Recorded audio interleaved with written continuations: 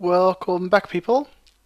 It didn't take as long as I thought it would be, but surprise, surprise, shadows work properly now. So let's have a look what's going on here. So after like some of the lightning bits, so you get like a barrier effect. So as you can see, most of the scene at the moment is well, it's like ambient color. You can see a bit of it, but as light passes through, you can see like nice shadows forming. And it's just like from even like in the water, and even like a little bit shaped by the water, although it's more like a by effect than intentional. But hey, I'm not complaining. So yeah, there's like another milestone done for me. So as you can see, the way shadowing works is, as said in my previous video, I create a depth map. So that's like what's basically been drawn in this particular cube here. So as you can see, the sphere is in the way of the light. So that's like the very bottom of the light is shaped like the sphere. And as the light moves, you see like bits of the hill, bits of the trees moving about. So this texture only records the depth values and doesn't record any of the color values. And you can see faintly, I'm not sure YouTube actually just supposed to know, but you see like faintly like trees moving about, etc. And objects actually appears like quite a while back. I mean, they almost appear white on the cube, but as you look at the thing in action, you do see the shadows actually being cast properly, which is quite nice. Right, so the way it works is I cast a light from the object or from the light itself. I create a depth map, as you can see here. And then when I render the scene, I check per pixel which is visible on the camera. If that pixel is further away from the light, then so the way to imagine is like a line going from the light onto a pixel on the ground, say this one here. And then I check like, well, this pixel here, if I look at the light behind this tree, is something blocking this pixel, yes or no? And in this case, of course, there is, because these like fragments here actually block the fragments behind the tree.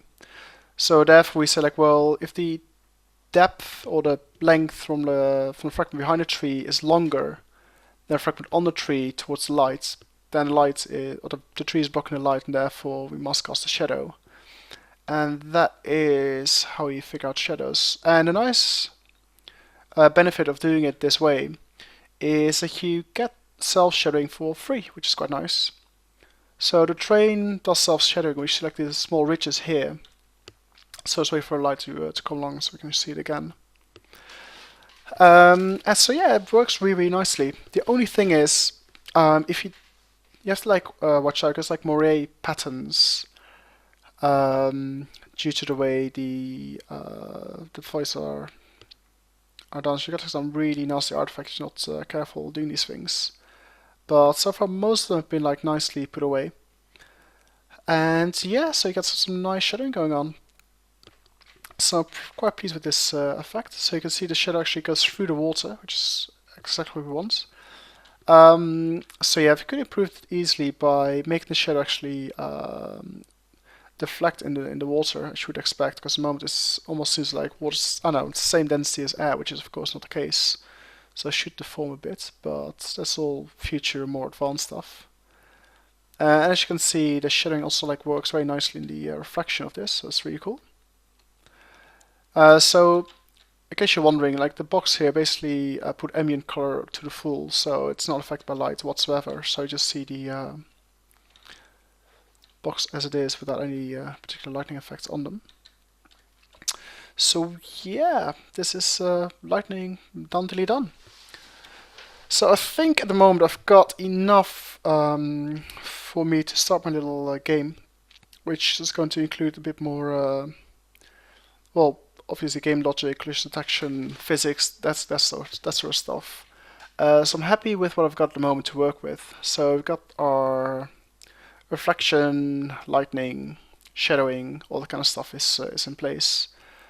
So even though I do want to take like more advanced techniques like bump mapping and bloom mapping, all that kind of nice stuff.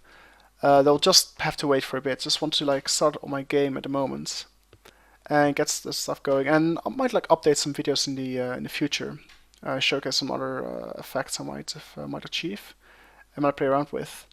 But my core effort now is going to go towards actually making a game using these techniques I've got at the moment, which means a lot of code cleanup. I mean, as like kind of like a basically like a beginner at OpenGL. I mean, basically, yeah. I mean, I didn't really pay attention too much about kind of like nice code and all that kind of stuff, so that needs to be fixed. So yeah, the next few videos will most likely be about me and the game I want to make. I won't give you any details at the moment, but I'll give you guys more details as the project goes along. So I hope you guys liked the video, and yeah, I'll see you soon with more updates. Thanks for watching.